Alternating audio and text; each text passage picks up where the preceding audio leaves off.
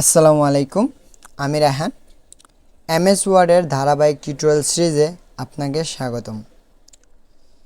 MS ওয়ার্ডের টিউটোরিয়ালের জন্য আমরা ব্যবহার করছি এমএস ওয়ার্ডের 2021 ভার্সনটি।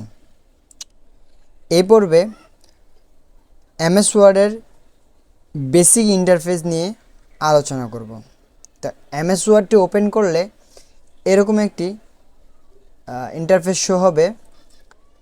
এখানে যদি আমরা মোর টেমপ্লেটে যাই, এখানে কিছু রেডিমেড টেমপ্লেট আমরা দেখতে পাবো।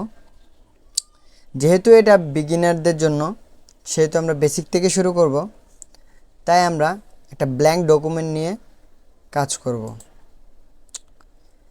আমরা যদি হোম স্ক্রিনে চলে আসি, সেক্ষেত্রে আমরা এরকম একটা ইন্টারফেস দেখব। এবং সর্বপ্রথম আমি যদি কথা বলতে যাই, সেক্ষেত্রে প্রথমে আমরা যেটা লক্ষ্য করব সেটা হচ্ছে কুইক অ্যাক্সেস টুল। এখানে বেশ কিছু অপশন দেওয়া আছে, যেটা আপনার খুব কাজের ক্ষেত্রে খুব হেল্প হবে। এখানে আপনি কাস্টমাইজও করে নিতে পারবেন। আপনার যে অপশনগুলো খুব দরকার, কাজের ক্ষেত্রে প্রয়োজন, এখানে আপনি টিক দিয়ে ওটা আপনি এখানে শো করে রাখতে পারবেন। এর পাশে যদি আমরা দেখি, এখানে রয়েছে টাইটেল বার। এখানে আপনি কোনো ফাইল বা টেক্সট ফাইল যদি আপনি সেভ করেন, সে ফাইল যে নামে সেভ করবেন সে নামটা এই টাইটেলে এখানে দেখা যাবে। এরপরে আমরা এখানে যদি দেখি উইন্ডোজ কন্ট্রোলার, এখানে মিনিমাইজ, ম্যাক্সিমাইজ, ক্লোজ দেওয়া আছে।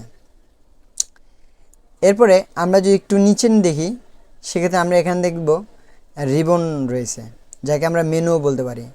File, home, insert, design, layout, এগুলো এক একটা রিবন বা মেনু। এরপর যদি আমরা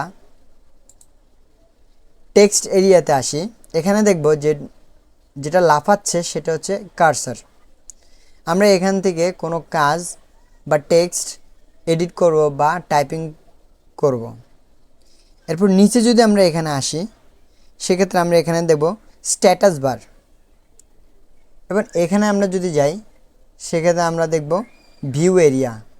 আপনি এখানে জুম করে দেখতে পারবেন বা জুম আউট করেও দেখতে পারবেন। এরপর আমরা এই পাশে যেটা দেখব, এটা স্ক্রল বার।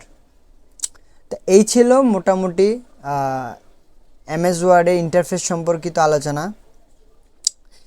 আরেকটু বলে রাখি, প্রতিটা ভার্সনই ইন্টারফেসটা খুবই আলাদা থাকে, তবে এদের কাজ প্রায় অলমোস্ট সেম থাকে। তো সেক্ষেত্রে আপনাদের যে ভার্সনই আসে না কেন, ওই ভার্সনের দিয়ে কাজ করতে পারবেন। কাজের খুব একটা পার্থক্য আপনারা লক্ষ্য করবেন না। তো সবাইকে ধন্যবাদ।